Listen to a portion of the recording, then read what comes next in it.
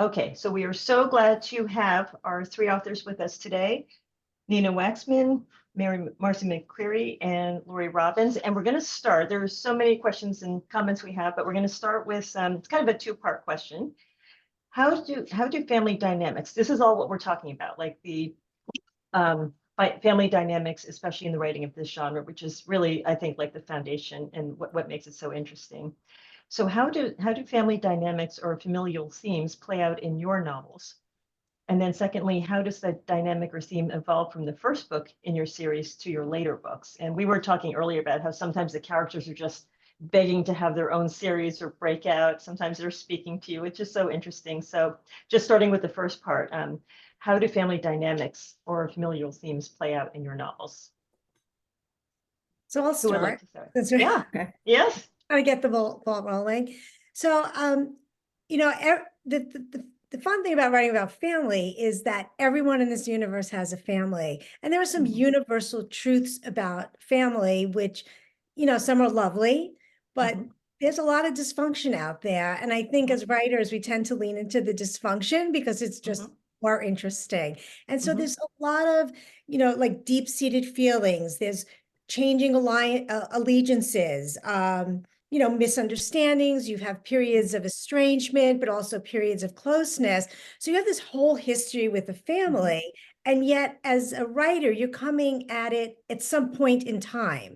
And so all the baggage that you have with that family needs to come out through whatever story, whatever narrative that you're telling at that moment. And I think that that's what makes it a lot of fun to develop a character. So I kind of feel working with families and those themes of changing allegiances and deep-seated feelings and, trying to come to terms with people that, you can't pick your family. You can pick your friends, you can't pick your family. And so how does that play out when murder and mayhem are happening all around you? And I think that in my novels, the families play out in that it's not just Detective Susan Ford and her father, Will Ford, and her mother, Vera Ford. As a group, they are the protagonists. They are not really going up against each other. I have in all of my books, a family is also the antagonist. So you have the Roth family in The Disappearance of Trudy Solomon, and you have the Garcia family in The Murder of Madison Garcia. And in the third book, The Summer of Love and Death, you have the Gardner family. So I'm pitting really one family against another, but all of these families have issues that they need to resolve. So any good character, any good book, the character itself has an internal conflict and an external conflict. The internal conflict being their emotional struggles and challenges, and the external challenges, and the external is sort of the forces that are working against them. So that's, I'm utilizing that in both characterization and the family themes. Right. And do your own family members, like, do you ever have to be careful about like having character traits not too closely aligned with particular close family members, or is that just you're an artist and you get to do that? Yeah, and it's fiction. Vera's not my mother. Will's not my dad. Although there are some personality traits of Will and my dad, but no, that's a no. Okay. I was going to say that one of the things that I read, everybody, Marcy's books and Lori's books, and I was impressed with the fact that the other thing about all of our books is that families end up being sidekicks in their investigations as amateur sleuths. And I'll let Lori and Marcy go into that. And Lori's sidekick is her mother, Marcy's is her father. And in my book, it is like Marcy's. It's the whole it's other members of the family, like the brothers of my main character. But my series is set in Venice. And the contrast in my series is the glittering salons of the courtesan belladonna in contrast to the confines of the Jewish ghetto. And the two scenarios are connected only by family. And, Oscar Wilde says family are people you would normally never be connected to. And this is really a case in point, because the only reason they're connected is Diana, who's the daughter of the scholarly daughter of the chief rabbi of the ghetto, meets the courtesan when they're both selected for their portraits to be painted for a portrait gallery, for Gallery of Beauties, for visiting noblemen. And then also they both find out that Diana's brother is the courtesan's long lost love, Isaac, who's a pirate. So in each book, those family members, the rabbi himself, the Diana's brother Isaac, who's the pirate, who's connected to Belladonna, and Diana has a younger brother, Zavulun, and they become, in Venice, the only people, the courtesan Belladonna, whose name means pretty poison, actually, they're the only ones that she can count on when push comes to shove and there's a murderer after them. So I thought that was interesting that you have family members, whatever your conflicts are with your family members, when push comes to shove, they can be your sidekicks in solving a murder. Do they ever interfere too much and not take the sidekick role? I think in some of my colleagues' books, they may, but in my book, they don't as much. Well, one of them does. One of the younger brother gets in the way a little bit too much, but because it's an era where everybody kind of has their slot in life, I think that they don't overlap. But the big thing is, one of the other things I wanted to explore was the role of women in this time frame. And what was very interesting to me is this is set in 17th century Venice.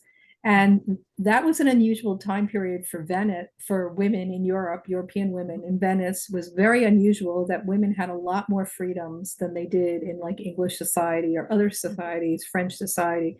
If you read Antonia Fraser's book, The Weaker Vessel, at the same time period, women had no rights in those other countries. But in Venice, the one big thing was if your husband died, you inherited all his property, which was a really big deal, but it also built up a little cottage industry of poisons, because you didn't always get to choose your spouse.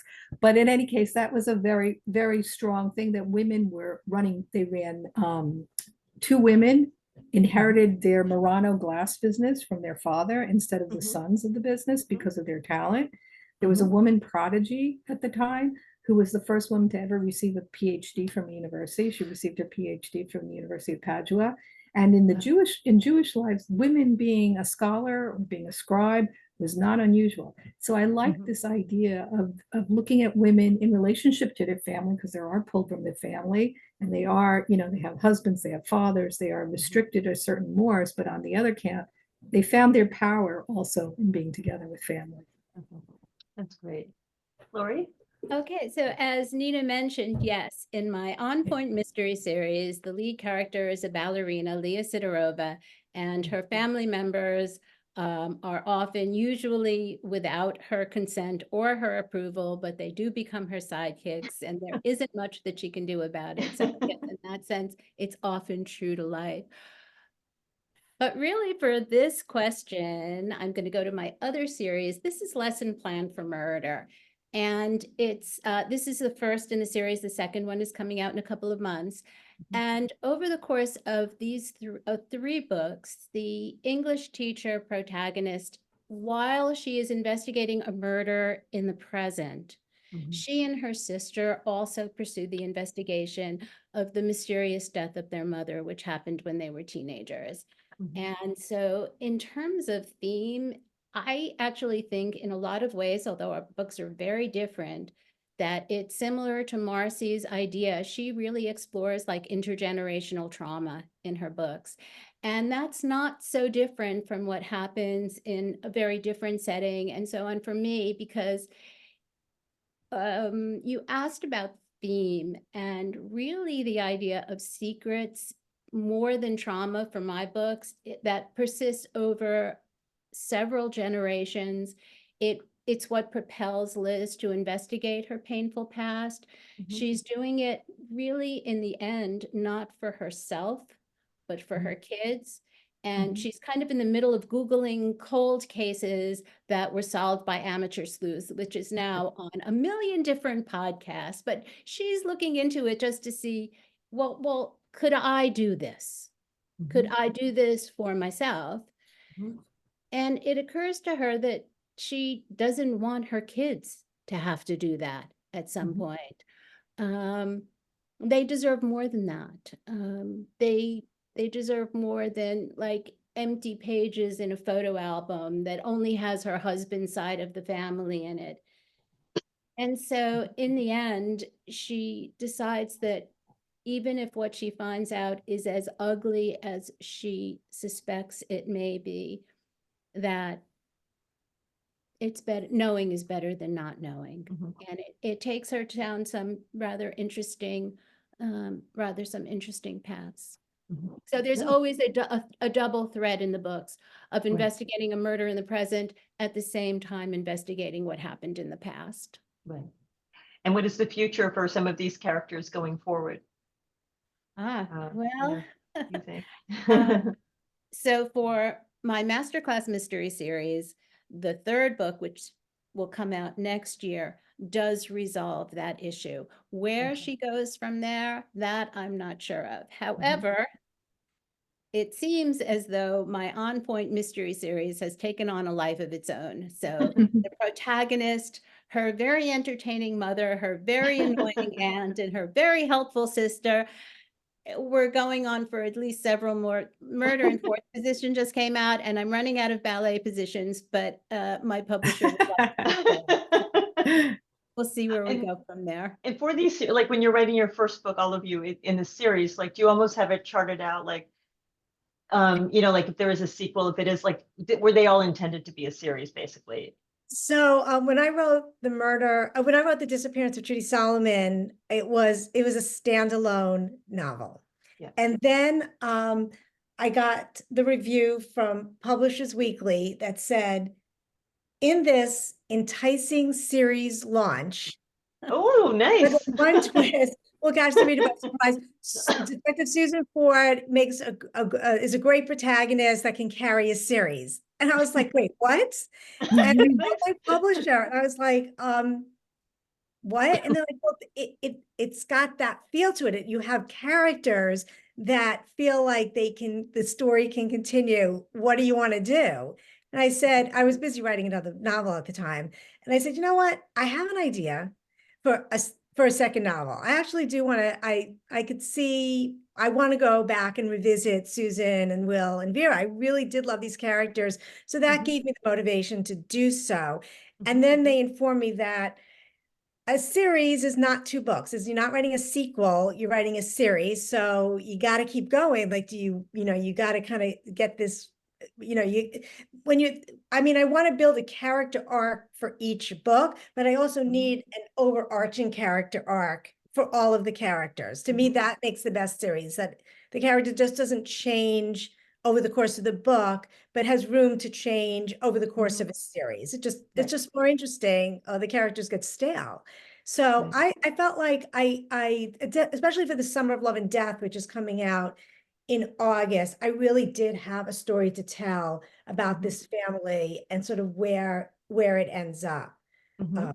So in the end, I'm glad Publishers Weekly did that. I have no idea why, but it inspired me to write the series. That's wonderful.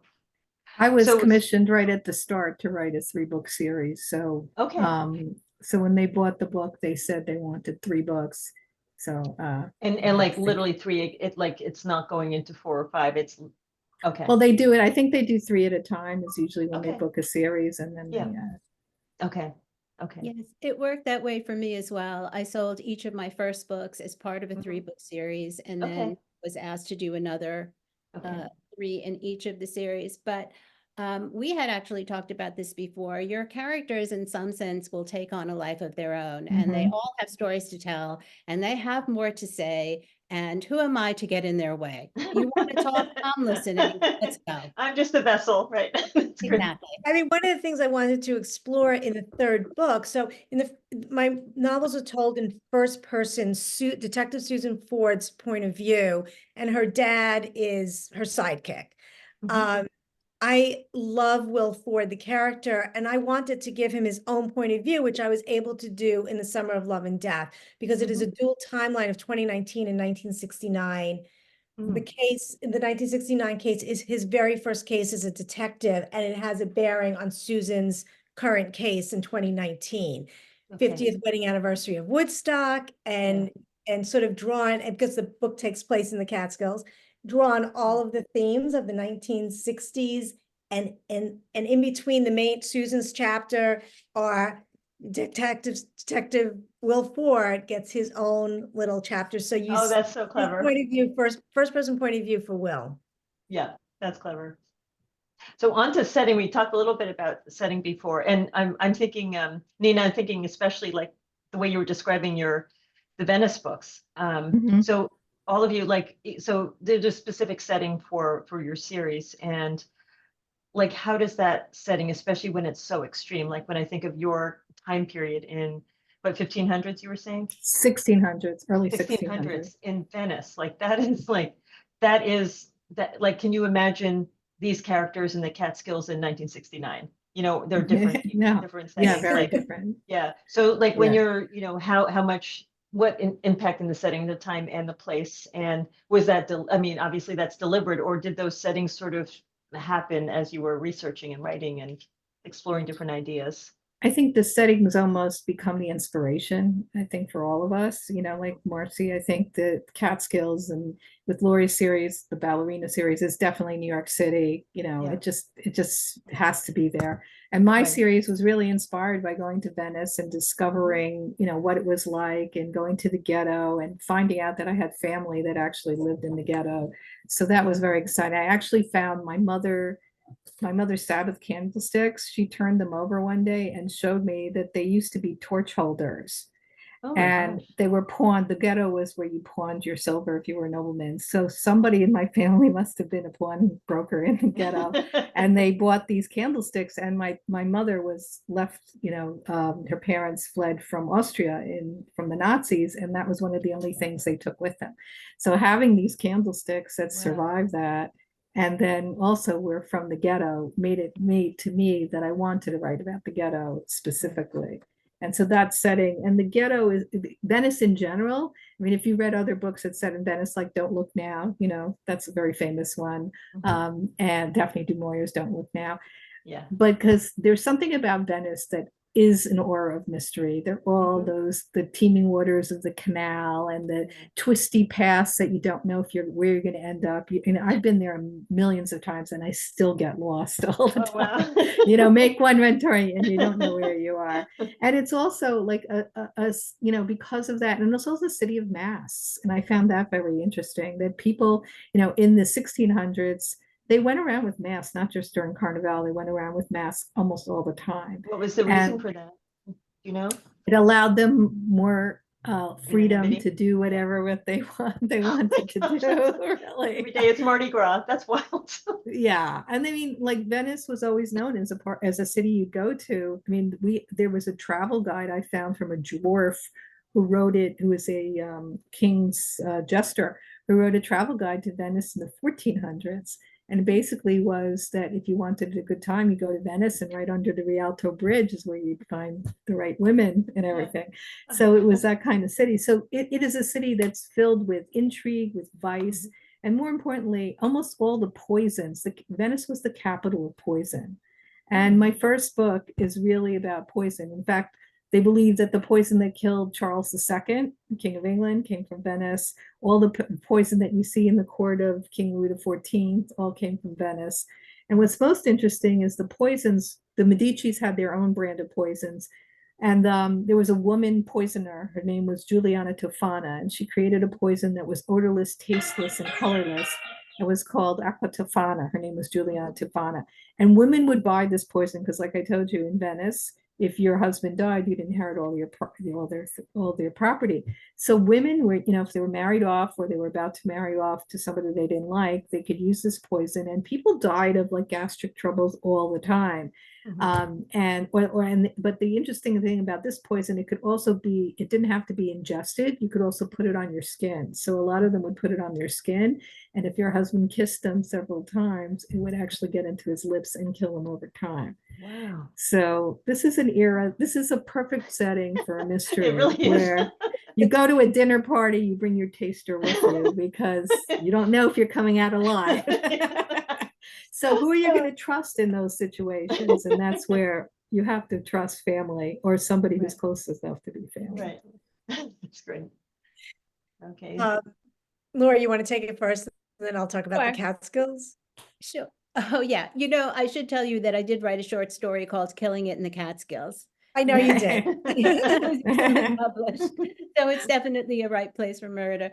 But my On Point series, as you know, takes place in New York City, and that setting is absolutely integral to the plot. I don't think I could write it without Lincoln Center and Broadway, or the Bolt bus that takes you from Chinatown to Atlantic City. All of those things are, all of those details are The really important. cafes. The A train is practically a character in my novel. But at one point, Leah, in the very first book, actually, she decides that she has to go on the lam. Mhm. So, but the first thing she sees, of course, she lives on the Upper West Side, and there is a huge more than life-size poster of her because the company is performing at the Metropolitan Opera House. Yeah. So in this very anonymous city, where other people could easily vanish, she is exceptionally vulnerable. Mhm. And then that gets turned inside out in Lesson Plan for Murder, because in that it's the scrutiny of a small town and gossip that puts Liz at risk. She cannot so much as back out of her driveway, Mhm. very narrow driveway, without someone noticing and commenting. And that is the one thing that is true to life that is in my books. I have a very narrow driveway. I'm a terrible driver. I never really want anyone watching me try to back out of this thing. But anyway, what I've done is, so I've created two different characters for those two different series, but the settings were crafted to make them more high stakes for each of them as they pursue their investigations. There is what happens where they are is very much a part of what threatens them. Mhm. Yeah, I mean, in my book, the Catskills, that Borscht Belt region, that the setting is like a character. It has its own arc. It has its own story, maybe more so than some of these other locations, in that Yeah. you had the heyday in the 50s and the 60s, and even in the beginning of the 70s, you begin to see the demise of the area. And Mhm. then even today, there's a resurgence of the area with cultural attractions and Mhm. like there's just this, it's sort of just sort of revising itself, sort of for the Instagram generation. There's a nostalgia to it. Yeah. There's spas, there's retreats. Mhm. But I thought it would be really interesting to set the disappearance of Trudy Solomon at that point in time where things were going south. So late 1970s, when Trudy Solomon goes missing, the hotels are on their downslide. And I think that was really important because Susan and Will and Vera, they live there. And sort of they are impacted by the socioeconomic trends of that region. They are not part of the hotel. They are just, townies. And so I thought it was really important to pick that time period when things were going downhill in the Catskills, to kind of show the deterioration and sort of what happened in that area and how it impacted the people that live there, both the hoteliers, the hoteliers, the hotel owners, and the people who lived there. So it was really important to do that. In The Murder of Madison Garcia, a little less so. It's a modern, it takes place in 2019.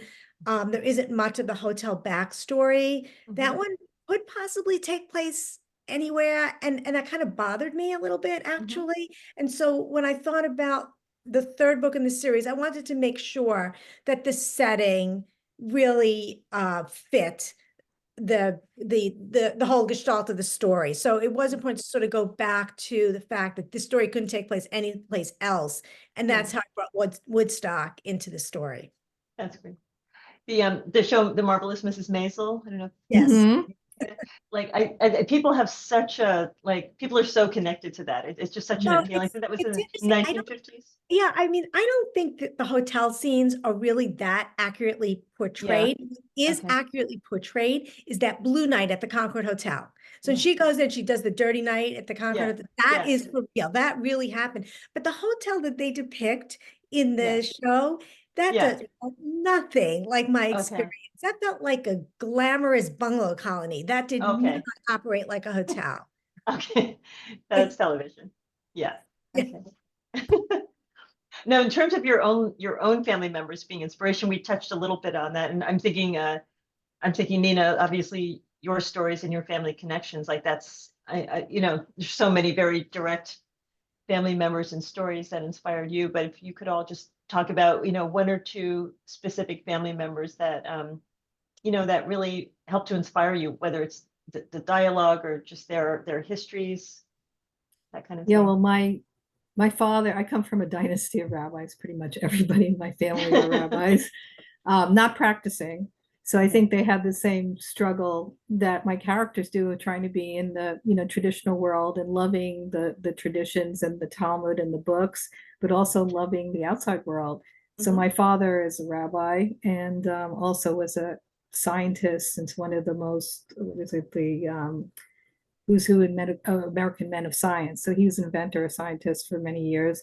We were able to from my mother's side, we were able to track back rabbis all the way to the 1300s in my family. Wow. So this is a very strong family tradition. But again, the thing that was interesting to me is that in my family and the relationship I have with my father and the relationship the women in my family had with my grandfather and other members of the family, it was always something where women felt comfortable discussing books, discussing, theories. We could discuss Kabbalah if we wanted. We could discuss anything. And that's what I try to show with my character, that my character has this intellectual relationship with her father, where she trusts him and he trusts her. And I think that's very important to the story too, is the mutual respect that they have for each other. Yeah, that's great. Lori?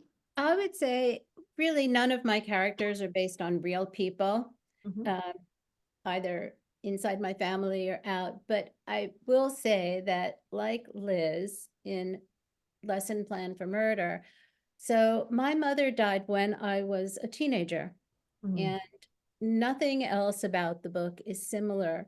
But I would say that that sense of loss that has gained a different resonance after I became a mother and now a grandmother was probably in the back of my mind when I wrote it.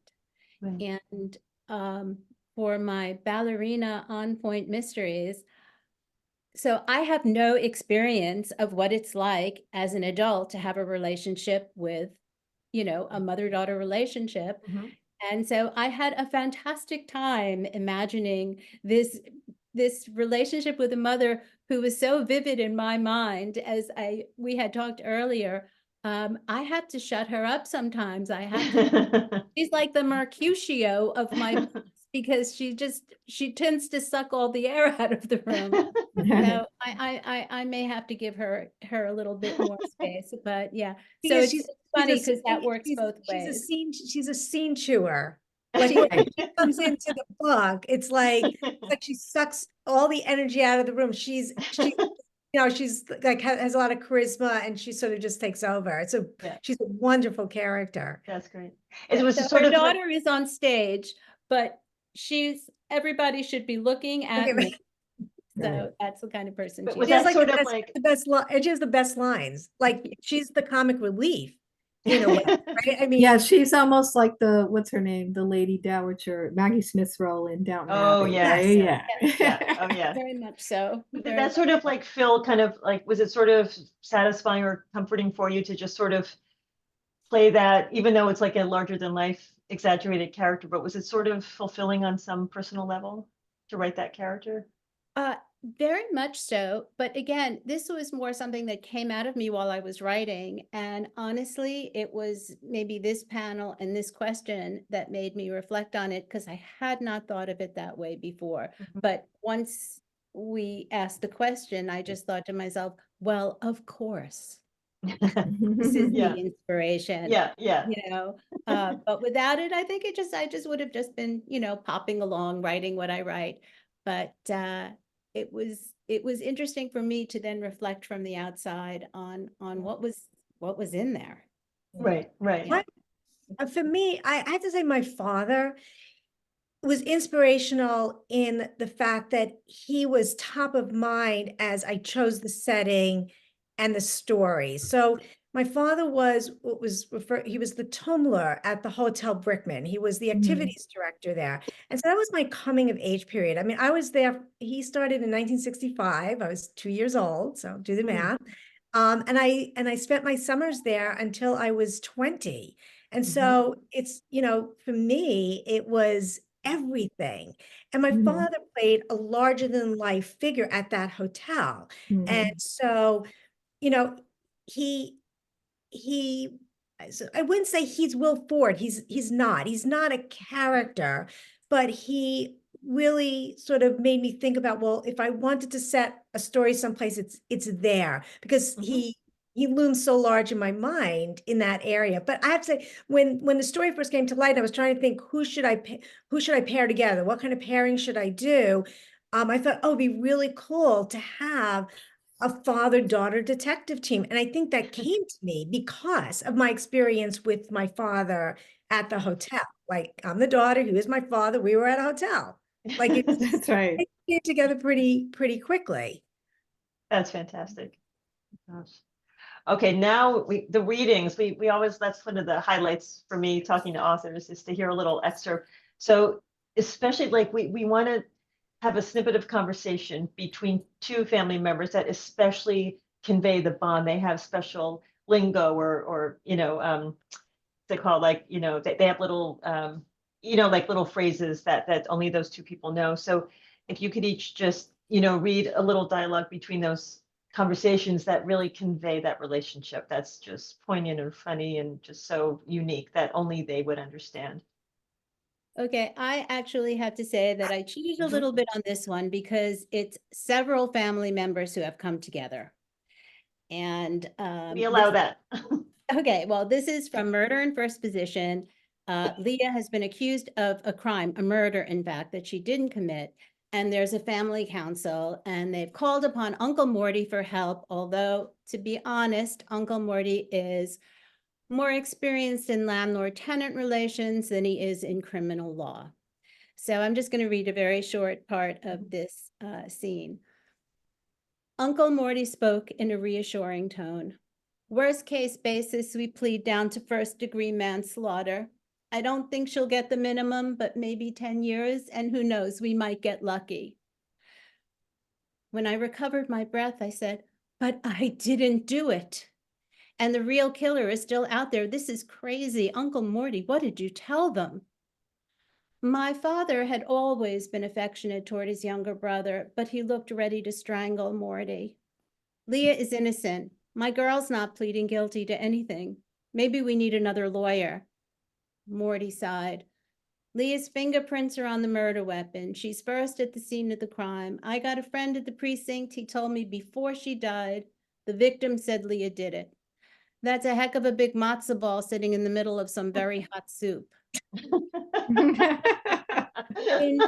Infuriated by Morty's attempt at metaphoric language, my mother took over. Let's not get distracted by details. Leah was right when she said the real killer is still out there. And Morty said, well, what are we going to do? Barbara stabbed a slice of cucumber with vindictive force and said with the determination that was the legacy of generations of ancestors who'd survived persecution. Of course, we figure out who did it. The tension around the table eased a bit and then shot back up again when Barbara said, then I kill the guy. Dad choked and spilled his wine on Anne's yoga pants. She didn't look happy, but as Barbara pointed out later, she could buy another pair for $9.99. That is a fun family. That is the Feldabaum Sidorova family. I can see that whole tableau. Yeah. This is from murder. This is from the murder of Madison Garcia, and Susan is investigating the murder of Madison Garcia. And in the first novel, The Disappearance of Trudy Solomon, Will Ford was invited onto the investigation as a consultant.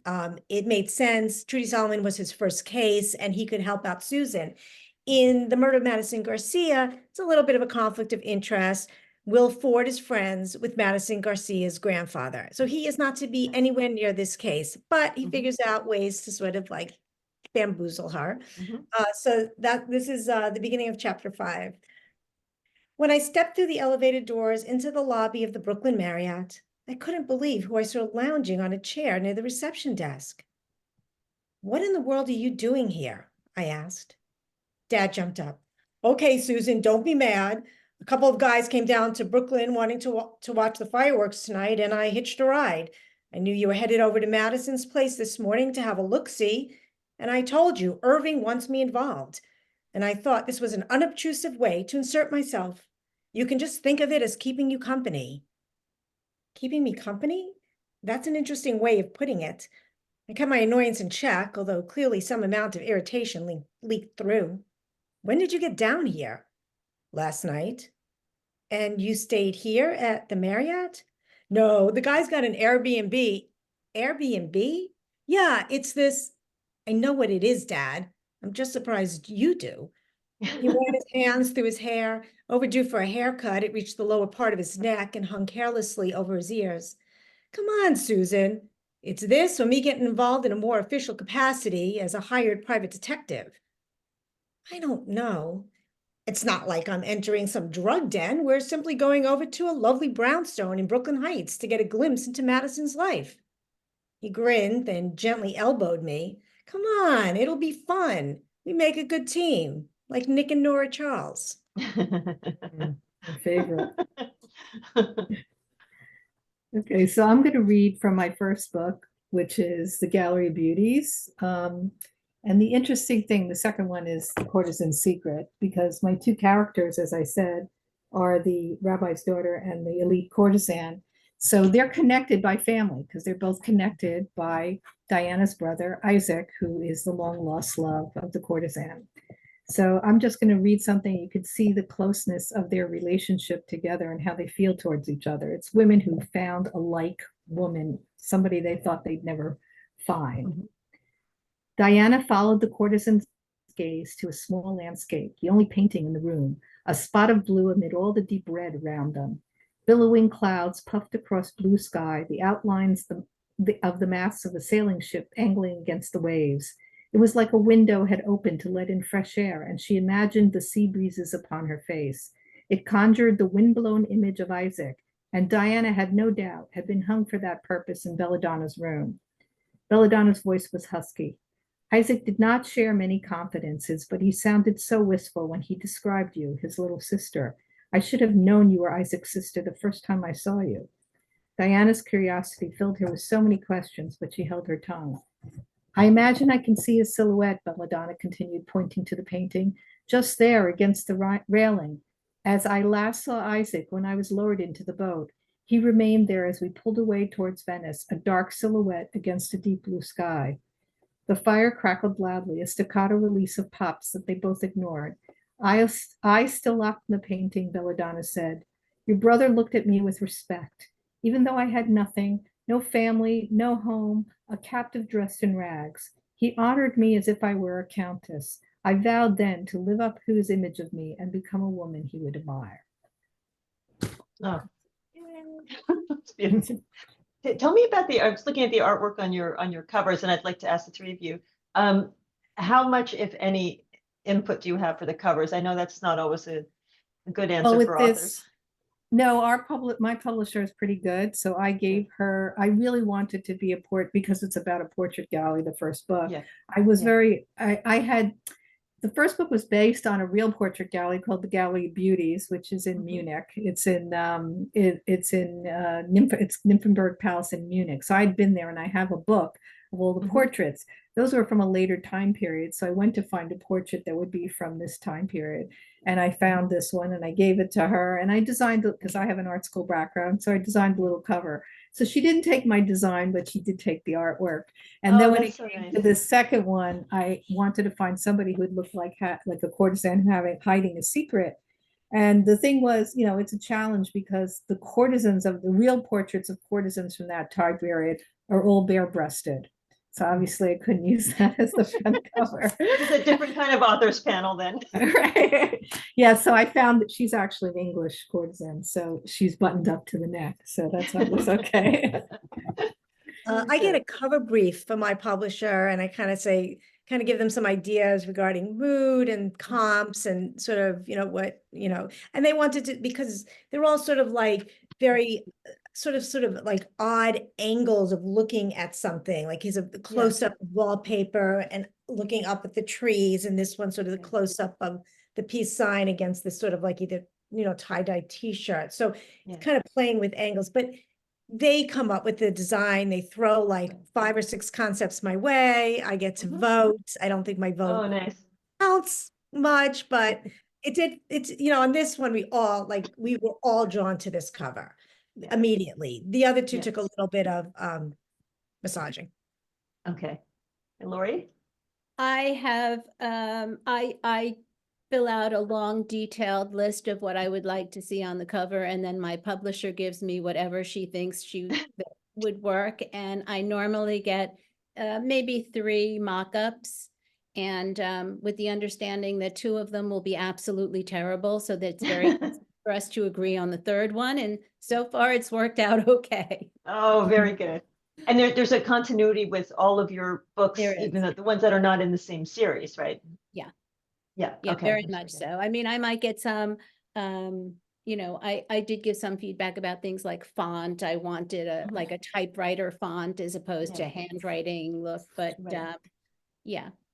Yeah, very good. Most of it is not my call. Okay.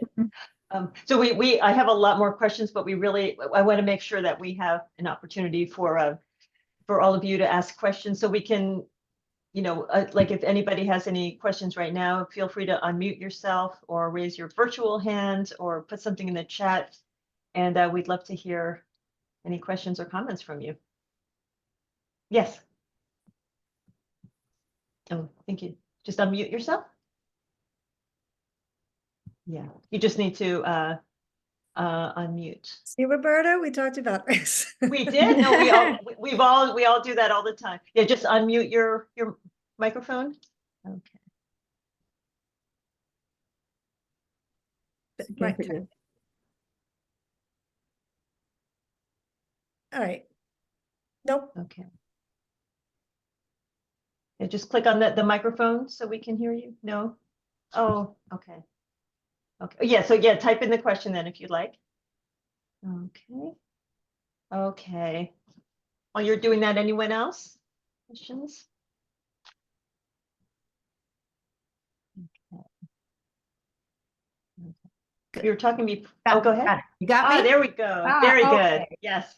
Yes. Yeah, very good. Okay, so I'm the mom of Marcy. I thought she was telling me to cut because she was afraid of. Oh, no, quite the opposite. No, but Marcy talked a great deal about her dad, who is just a fabulous person. Like we have a celebrity in our midst here. Educator, all of that. But she didn't talk about the mom. And every time that Marcy has done a lecture, I always pipe up and say, I am not that woman. And friends look at me cross-eyed because I'm not a drunk and I'm not. But you know what she did? She resurrected the mom in the last book in the series, right, Marcy? Yeah. But that's a question. I mean, like I said, I mean, it's fiction, and actually to write my own mother would be kind of boring because she's just a nice woman, so like, I have a normal relationship. So like, that is not interesting in the least bit. So no, you're nothing like Vera. Vera is a very fun character to write because she isn't anybody I know. She's not even a composite of anybody I know. She is just this, to me, the perfect foil for Susan and Will. Yeah. Oh, that's so funny. Do you remember that was Marcy somebody like as a child, did she have a big imagination in writing up a storm, creative writing? Oh, I'm sorry. Yeah, you're part of the panel now. I don't think Marcy was that much into creative writing as she was a very good student, and she excelled in so many things. But in college, George Washington University, she majored in political science, and then she went into other things. And I never really thought, I wanted her to go into my field, which was, I was a radio broadcaster in New York. And Oh, so yeah, interesting. Marcy, that's so interesting. I Yeah. can see a novel right there. yeah, Mars, that's a good idea. I can see, maybe I can write a novel right there. Yeah. But no, Marcy, isn't that true? I don't really remember you being involved in writing. I know as a young person, I was. My whole career, I was a writer. I was in marketing communications and That's I wrote all the time. I wrote a lot. I wrote journals. I was an American Lit major and a political science major. So I wrote a lot. That was later. I mean, growing up, we're talking about, right? I wrote a lot. I kept journals. I have diaries. I loved my English classes. I wrote a lot of stories. Did I ever like express that I wanted to write a novel? No, no. I never said, oh, when I grow up, I want to be a writer. I want to be a novelist. That's something that's something that came later for sure. But I always loved to write. I remember for business, like I would write emails and people would write back to me, you write the best emails. And I'm like, You do. You do. Very clear. Yes, she does. Oh, that's I'm funny. very proud of her. Yeah. Yeah. Were you surprised when you showed up in the novel in this interesting way? I was a little taken aback. And because okay, let's move on to some other questions. I was shocked. No, some question. You know, so I think it's kind of interesting that, something that Marcy just said about thinking it not until later thinking to yourself that you wanted to actually write a novel. Because I do writing workshops, like creative writing workshops for adults. And so often people will say in those workshops, I always wanted to write a book. And I just think probably everybody here tonight, you have an interesting story that you want to tell at some point in your life, whenever it happens, you start to put that story down onto paper. So whenever you're ready, I mean, I know for myself, I didn't publish a novel until, after I'd had 6 kids in 3 different careers, because you do what you have to do. You're But busy. yeah. Oh, I left that part out. Yeah. It's kind of a big part. I And know. inspiration. Sometimes I put it in the bio and sometimes I Yeah. spare my audience. But I just think to myself, especially when I listen to Marcy and to Nina, the stories that you ended up telling were just, you had to tell them. And, they had to come out in whatever way that they did. And just, that's something I really relate to for both of you. What's I think interesting? I think our stories are pretty common for older authors, like that didn't publish in our youth, and we weren't writers. We had some other career. So to my mom's point, she probably didn't visibly see me writing because that's not who I was. I was this corporate marketing person. And when I wrote, it was very private. It wasn't like, if I wrote a short story, it was just something I tucked away in a drawer. I mean, my husband knows I write, because I remember when this all started, he was like, you're always bitching about writing a book. Why don't you go write a book? So he knew. Well, here's your opportunity. There's a challenge. I always wanted to be a writer when I was a kid, but I also was very into art and like paintings and things like that. And at one point in time, I decided, what am I going to do? I'm going to be a writer and artist. And I decided to go to art school, where I got to, and I decided I was going to do children's books. And that's why I studied with Maurice Sendak. And what Maurice used to do, which was really interesting, is when we all had to do a book for the class. And he wanted you to pick something, and you had to take a deep family experience, but turn it into a metaphor. And what he told us, for example, one of his books is called Outside Over There. I don't know if you know that book. It's about a changeling, these little demons come and take a baby and replace it with a baby of ice. And he told us he wrote that book because as a child, he had seen the Lindbergh kidnapping, and they had showed the baby afterwards in the newspaper. And it so haunted him as a child. He was terrified of being kidnapped.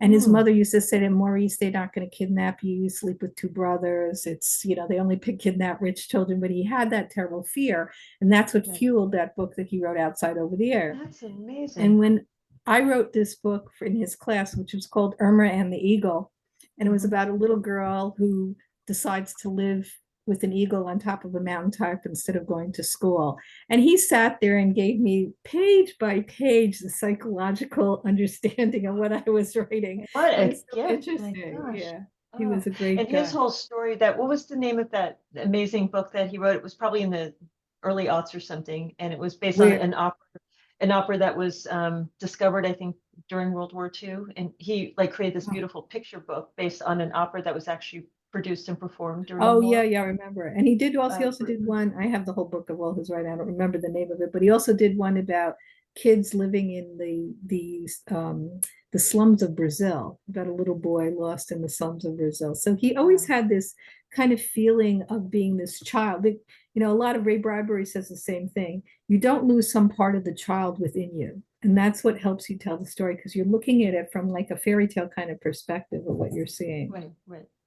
He was just a genius. I just and like Higgledy Pop, I can't say Yeah. how it was. Like those books were so as a child, they were very singular and terrifying and clever, and in the Night Kitchen, that was one of those books everybody was shocked about, but it was brilliant. It was just liberating and interesting, and that must have been such an honor to work with him. And He was a great mentored teacher. by And, him. and Where the Wild Things Are, Yeah. the wild things, he said they were all his uncles and grandfathers or people. He used to come for family dinners and come to and pitch him on the cheek, and he was terrified of them. That makes sense. I thought they looked familiar. I definitely recognize those one. grizzled uncles who pinch your cheek really hard and then give you a Kennedy $50 on the side to calm you down. It reminded me of Uncle Morty. I can see as one of those kind of scary. Yeah. Yeah, that's what he did. I know what our people always love to hear about process, right? The author's process of, I think you all write where you are right now in your offices or in your homes. And if you could just tell us briefly your process, because it is such a solitary exercise, right? A lot is writing, and you're with these characters all day long developing. Can you each give us a little insight into your writing process? So I'll start. So I'm what's called a pantser, meaning I do not outline at all. I kind of know, I know my characters. I know the beginning. So I have sort of in my mind the inciting incident, and I know pretty much who done it. It could change, but I know who done it. I know sort of what the reveal is. And I usually come up with two really big reveals that will happen at the end of the book. But I also think about what's going to happen at that 50% mark, where I want something big to happen, a big change in the novel. Not so much a reveal, but sort of where the stakes go, through the roof, or just somebody dies and things just go in a different direction. So I'm thinking of those three things. Those are sort of, and then those are my beats, and I'm thinking of writing towards those beats. I write about 500 words a day, every day. If I don't, I think as a pantser, I kind of lose the thread. So it's important for me. I go back, I read what I wrote the day before, and then I keep going. And another part of my writing process is the few minutes, I don't know how long it is, either before I fall asleep or when I'm waking up, I am thinking about the next scene. It's when the next scene comes to me. I'm quieted down. I think about what I wrote, and I think about what has to happen next, and I fall asleep. And then when I wake up in the morning, I bring that to the surface again, and it tells me what I'm going to write. So when I sit down, I'm actually not ever looking at a blank page going, okay, what am I going to write? I actually do that exercise almost every day, or it's natural. And it just makes it much easier to sit down every morning and aim for 500 words. And If I you don't I lose do the anything. same thing. I do exactly But overnight, the you're same not thing. losing anything? You're not forgetting anything overnight? I do. Sometimes I do dialogue in my head and I completely forget it, but I have the idea in my head and I'm like, whatever, I can get close to it and it'll work. Yeah, it's very funny. I didn't know this about Marcy and Nina, but my process is actually very similar. I also write every day. And I think at a certain point you become addicted, because if the writing is going well, I'm not going to stop writing because things are going really well. And if it's not going well, I can't get up and leave now. I haven't accomplished what I wanted to do. So I generally never take a day off. I write every Well, day. Yeah, absolutely. I write But every do you day. think about it the night before also? Absolutely, I do. But I do most of also. the time I solve my problems actually while I'm sleeping. I'll wake up and I'm like, of course. Yeah, that's what I mean. How But it's that when you're happened. lying down and you're calm and you're not, Exactly, because you you're, can think of it. sort of, and I think because for all of us, because we write every day. Well, So I don't write every day, so it's I'm what, the okay, different. but I do, but it's always on my mind. Yeah. It's always on my mind. So then usually when I get up in the morning, I mean, there was that wonderful moment when I woke up one day and I said, well, that's crazy. He didn't kill. He's not the killer. It's something else. And then I just decided that the actual killer was so smart that this person fooled even me. And then I had to go back but then when I went back, it was already in the book. Yeah, So I mean, that's some what part happened of me here was too. working. I had the killer in my head as I was writing, I got to the midway point of the book and I was like, oh, no, it's so-and-so. And I had already kind of put the clues and red herrings in there in the first half of the book. And that's why my characters were leading me there. And I was like, oh, this is a much better ending. So just Well, because thank God for a word processor, because if you get somewhere halfway, I mean, that happens to me too. I was writing this book about Venice, and then I was trying to put in a little backstory, what happened to her in the Caribbean and Jamaica. And all of a sudden I said, hey, why don't I start the book in Jamaica? And then all of a sudden, you just move all your chapters over to the side. And my whole first half of my book now takes place in the Caribbean, which I never planned on doing. But and I don't underwrite. I don't know what you do, you guys. I underwrite, and then in the second Yeah, you draft, come back, I you add come back and add. subtext. Anything that needs to be researched will go back in the book. I will feather in clues and red herrings. So I'm generally writing to I'm in my mind, I'm writing 72,000 words to get the story down, but in the end, it will end up at about 85,000 to 90,000 words when the subplot is fleshed out Yeah. and there's more dialogue and I'm adding subtext to the dialogue. So that, although I'm writing that as I'm going along, I polish it and sort of think about interiority more in the second draft. Well, with me, I write like people drink. So writing to me is my drink or drug, because I work full time and I work on clinical trials for people with rare diseases. Oh So my I'm God. writing a lot of stuff and investigating stuff that's very sad and very intense. So when I need a break, I go to Venice in the 17th century, Oh or I my- go to the Caribbean. So it gives me, so I can't write every day because I'm really busy during the day, but when I get a break or early in the morning or late at night, I'll take out and I can write like 5 chapters at once. Or sometimes I can write one weekend, I wrote like 10,000 words over the weekend because I can write in bursts. But I do the same thing. It's always the night before I go to sleep, I'm planning the other scenes. And then, like you said, sometimes you get into writing and everything changes, and everything you thought you were going to do, you're not going to do anymore. So like I said, that's why with the word, I remember the old days when I first started writing, it was typing, and then you'd have to throw out your draft and start all over again. And thank God we don't have to do that anymore. Does anything in your clinical trials, your full-time job, ever inform anything or storylines? Or is it just so different?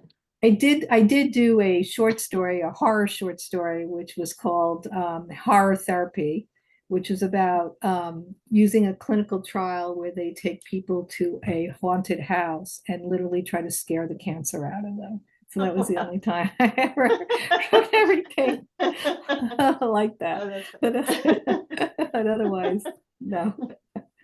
My other novels that I do write are about art. I do build art. Art is a big theme in all my books. Yeah. So the second series that I just started is about artists right before the Hitler era in the Weimar Republic. So in the 1920s in Berlin, there were all these different art movements. So that one's Mhm. called the Surrealist Circle. So that's the Okay. one I'm working on now.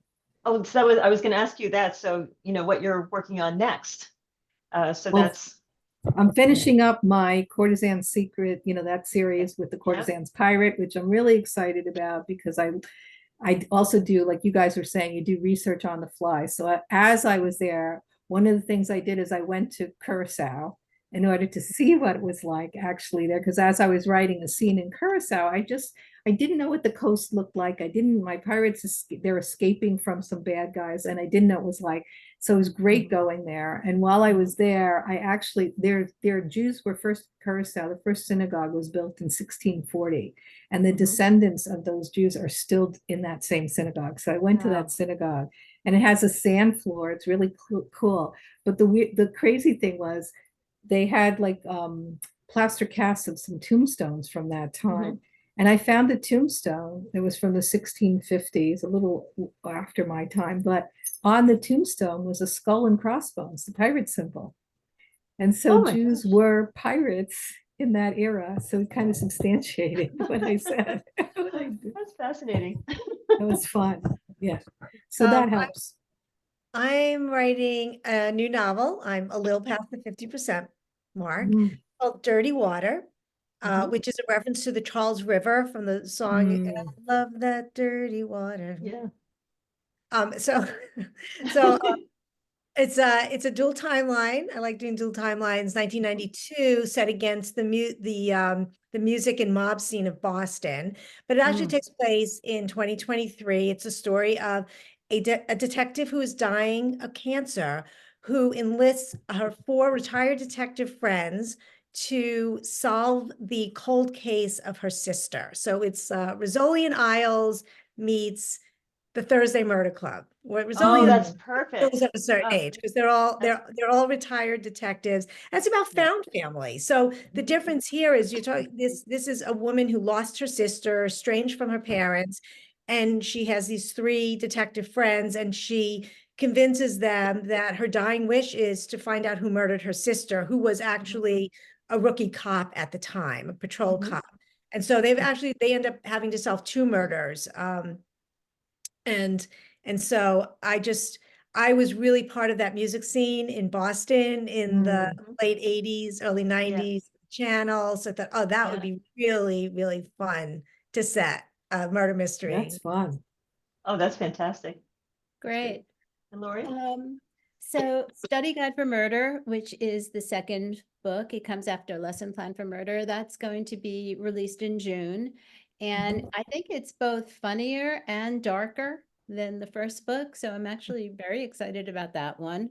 Murder in 5th Position. And yes, I have now officially run out of positions and have to come out with a that is due out in November. And that actually reunites Leah with her sister as they investigate the murder of a wealthy patron of the arts. And I would have to say there is a definite sister theme going on here because I'm also working on a thriller, and it's tentatively titled Mirror Image.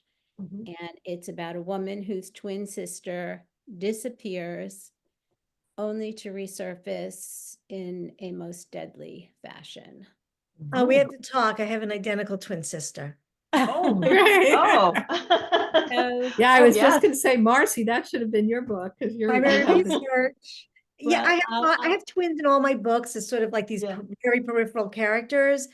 I am thinking of writing an identical twin sister thriller. It's just that I have to find something. I got to come up with an original idea. No, it is. Yes. Well, I'm excited about that one. It was actually a flash fiction story, and I had an agent who read it and said, this really should be a novel. So now it's going to be a novel. And then last on my list, and also the least, is a short. I have 2 short stories coming out. One of them is called French Fried, and it's going to be in the anthology of Malice Most International. It will release in April. It's my 3rd short story to feature a young woman and her grandmother. And even though I said none of the character, I realize now there actually is a character in my work that is exactly like, or very much based on both of my grandmothers. And my fictional Nana loves high heels and high stakes poker and high crimes and misdemeanors. So their third story is coming out this year. Oh, that's exciting. Yeah. And can each of you recommend, whether it's like in this genre, whether it's a podcast or a TV show or a film or a standalone book or a series, just something that you would love us to, something we may or may not know about, but what is something that you really love that's out there right now? Well, I'll our, take, what sorry, about I'll our take that friend? one. I'm a huge fan of Carol Goodman. Mhm. And actually, her books in a lot of ways have inspired what I'm doing with my thriller. Mhm. Because my thriller is kind of based or inspired by Daphne du Maurier's Rebecca. Yeah. Oh, The narrator Oh my is gosh. nameless. Rebecca is not who we think she is. Nobody is who we think she is. But I think that Carol Goodman does that really well with her Yeah. books. Oh, that's a great one. I was going to I say have our you- friend Alyssa Maxwell, who all of us know. Yes. Her book just became a what do you call it, a Hallmark series. It's on right now, just launched. It's Murder at the Breakers. Oh my Yeah, gosh. and it's her character is a woman journalist, I guess at the turn of the century, who's in the Newport Mansions. She's a Vanderbilt, and she's kind of investigating murders in the different houses. So there's a series of books, but the movie just came out on Hallmark, like last That's week. huge. That's I really highly fun. recommend the Richard Osman series, the Thursday Murder Club. Oh, I series. love those books so They are much. so original. The Oh, yeah. characters are it's probably one of the best characterizations Yeah. that I've read in a really long time, where you have four main characters that are so well drawn, Yeah. work so well together, great periphery stories, just a great murder mystery overall, right? Yeah. Because they are murder mysteries, but they're very poignant. Yeah. And so I'm just so in love with those books in a way I would never imagine. I mean, I grew up on Agatha Christie, James, and Tana Yeah. French, but I love those books. Right.